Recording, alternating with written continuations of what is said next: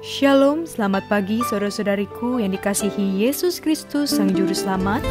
Kita berjumpa lagi dalam Renungan Pagi bersama Pendeta Drison Ginting. Semoga firman Tuhan bersama Anda hari ini. Selamat pagi saudara yang kekasih dalam nama Tuhan. Semoga kita berada dalam keadaan sehat. Renungan kita pada hari ini, Kamis 23 Desember 2021 dengan judul Kita Mewarisi Kerajaan Itu. Ayatnya di dalam Matius 25 ayat 34. Mari hai kamu yang diberkati oleh Bapa-Ku, terimalah kerajaan yang telah disediakan bagimu sejak dunia dijadikan. Setiap perbuatan kita dalam menolong umat Allah akan diberi upah seperti yang telah dilakukan kepadanya. Pada hari perhitungan yang terakhir, Kristus tidak menghadapkan kepada manusia pekerjaan besar yang Dia telah lakukan bagi mereka dalam menyerahkan nyawanya untuk tebusan mereka. Dia menghadapkan kepada mereka suatu pekerjaan setia yang mereka telah lakukan baginya. Betapa kasih melampaui. Dia bahkan menyambut pekerjaan mereka yang tidak percaya kepada Tuhan, yang tidak beroleh pengetahuan jelas akan hukum Tuhan, tetapi yang telah melakukan bahkan perkara-perkara yang dituntut oleh hukum itu. Oleh karena mereka yang telah memperhatikan suara yang berbicara kepada mereka dalam perkara alam. Apabila Roh Suci menanamkan Roh Kristus di dalam hati orang yang liar itu, lalu dia menolong hamba-hamba Allah dengan cepat, rasa belas kasihan itu bertentangan dengan sifatnya yang sebenarnya, bertentangan dengan pendidikannya.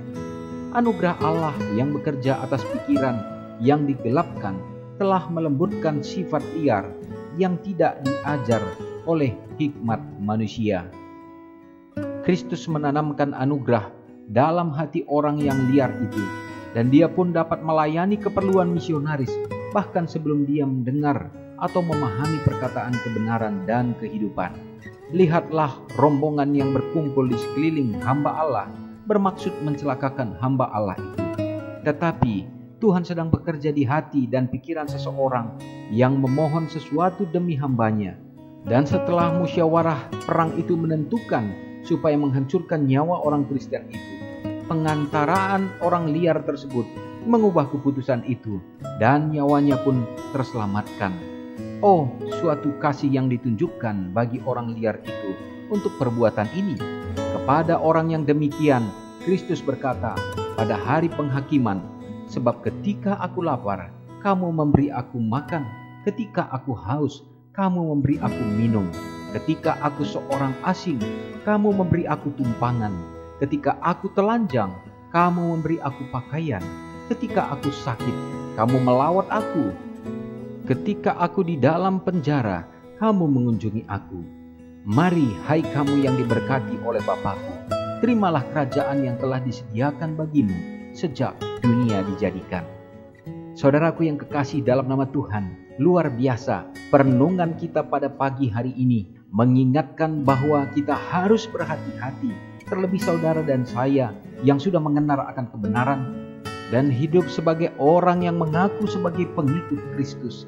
Tetapi jangan sampai justru kita yang tidak akan mewarisi kerajaan surga. Tetapi dalam pelajaran kita dinyatakan bahwa akan ada orang-orang yang tidak disangka nantinya ada di sana. Mereka adalah yang mungkin pemahaman secara firman tidaklah begitu dalam, oleh karena mungkin kesempatan yang tidak sampai, dan juga banyak hal perkara yang membuat mereka belum mendapatkan kebenaran yang sesungguhnya. Tetapi di dalam prinsip-prinsip moral, prinsip-prinsip alam, mereka sudah melakukan akan prinsip hukum Allah. Dan di saat kedatangan Tuhan, maka keadilan Allah akan nyata. Tuhan katakan bahwa orang-orang seperti ini justru akan ada di sana. Tuhan akan memberikan kelepasan dan kehidupan yang kekal.